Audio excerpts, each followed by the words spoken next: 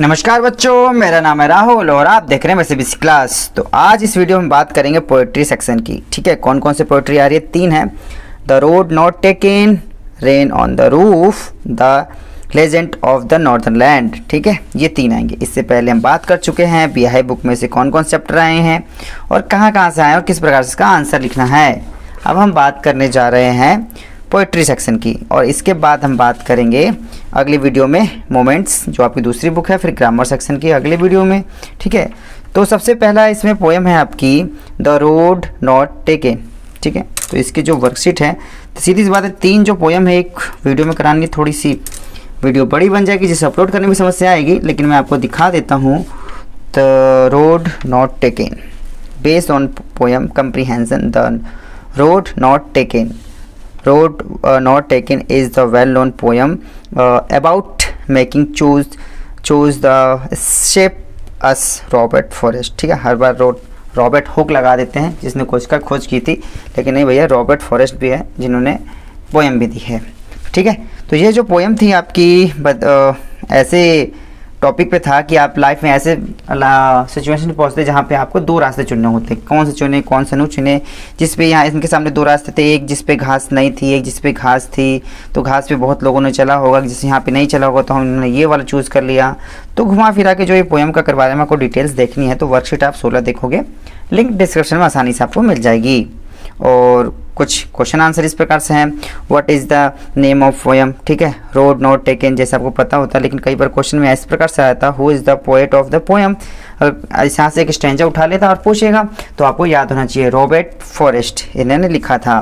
Pick one, what do you observe? एक observe में क्या करते हो यहाँ पे? ठीक है, पिक वन में यहाँ पर अगर देखते हैं तो यहाँ पे ये ऑब्जर्व कर रहा है टू डिवाइजिंग रोड, हाँ, एंड थिंकिंग मैन, एक इंसान सोच रहा है, नॉन ऑफ देम, इसमें से कोई नहीं। पहला और दूसरा है आपका। ठीक है, 2 डिवाइड रोड है और इंसान सोच रहा है कि किस पे जाना चाहिए किस पे नहीं जाना चाहिए। ठीक है, तो अगर आपको मतलब द रोड नॉट टेकन अगर पोएम अगर समझनी है अच्छे से डिटेल्स में, तो वर्कशीट आप 16 भी देख लेंगे, वहाँ पे आपको काफ़ी अच्छे से मैंने समझा रखा है और लिंक डिस्क्रिप्शन में आपको आसानी से मिल जाएगा। ठीक, और इसके कुछ क्वेश्चन आंसर यहाँ पे भी हैं आपके। और यहाँ से ध्यान दीजिए, बार बार कह रहा हूँ आपका एंटोनियम कर क्या आएगा? एंटोनियम मतलब होता है आपका विपरीत, मैंने वहाँ भी बताया था। ठीक है, और एक साइनोनियम आपका आएगा जिसका समान अर्थ होता है आपका। ठीक है, तो इस प्रकार से क्वेश्चन आएंगे, आपको करना होगा। और ठीक है, और अगला क्वेश्चन है आपका rain on the roof. Rain on the roof, तो जो ये वर्कशीट थी, वर्कशीट 40 है आपकी, रेन ऑन द रूफ से ली गई है। ठीक है, तो यहाँ पे क्वेश्चन नंबर इस प्रकार से आए हैं आपका। ठीक है, who is the poet of rain on the roof? कौन है? कोएट्स कीनी। ठीक है, कोएट्स कीनी। ठीक है, तो यहाँ देखो इमरजेंसी भी लगा दिया गया है, देखो हद कर दी, लेवल देखो इनका। और what is the rhythm scheme of the first इंजेस का रिदम क्या है? ठीक है, आपको पता होगा रिदम हमने कैसे बनानी सीखी थी। पहले आर आया है, ठीक है, फिर इसे ए मान लिया, फिर एस आया है, इसे बी मान लिया, फिर सी मान लिया, फिर एस। देखो ठीक है, जो आपका ए था ए से मैच नहीं किया, लेकिन एस एस मैच खा गया आपका। ठीक है, तो इस प्रकार से हमने कुछ चीज़ें चूज़ की थी और बनाई थी, उस हिसाब से आपका A B C B D E F E आपका हमने आंसर लगाया था। The poet is test the pattern on a rain listening. Rain के सुनने के बारे में है आपकी। ठीक है, तो ज़्यादा वीडियो में बड़ी नहीं बनाऊंगा। अगर आपको रेन ऑन द रूफ अगर पोएम समझनी है अच्छे से, क्योंकि इस वीडियो में बनाऊंगा 3 दिन, पोएम ज़्यादा बड़ी हो जाएगी, तो वर्कशीट 40 आप अच्छे से देखेंगे तो आपको चीज़ें समझ में आ जाएंगी। इसके बाद आपके पास है the legend of the north land. ठीक है, नॉर्थ लैंड, तो ये काफ़ी पोएम एकदम, ये मुझे कई बार मैंने पढ़ाया था, ये पोएम कम कहानी ज़्यादा लगती है आपकी। ठीक है, legend on the north land. ठीक है, इस प्रकार से आपको ये पढ़ना होगा। और जब मैंने ये वर्कशीट 49 कराई थी तो इसमें मैंने आपके इसके पूरे कैरेक्टर पढ़े थे, इसके यहाँ से लेके यहाँ तक पूरे कैरेक्टर पढ़े थे मैंने आपके। ठीक है, और किसने लिखा था ये आपका? जब यहाँ पे लिखा गया है आपका पोएब कैरी के द्वारा। ठीक है, लिखा गया है।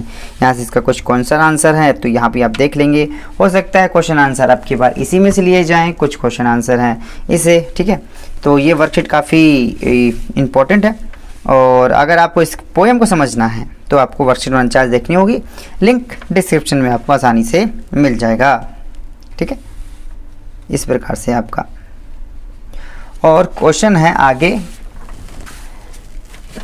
कहाँ चला गया भैया, ठीक है। और मैं आपको एक ये दिखाना चाहता हूँ, जैसे कि आप हर बार देखते हुए आ रहे होंगे, 2019 का S7 आरिफ नाम के बच्चे का है। पेज पलटता हूँ और यहाँ पे सी सेक्शन, ठीक है, यहाँ पे अब की बार आपका सेक्शन चेंज हो गया है, लेकिन सी सेक्शन लिटरेचर से था 30 नंबर का।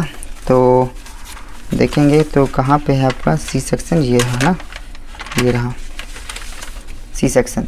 अब आपको कमेंट करके बतानी है, यहाँ पे इससे हम पोएम 1 मान लेते हैं, ठीक है, और इसे 2 मान लेते हैं, ठीक है।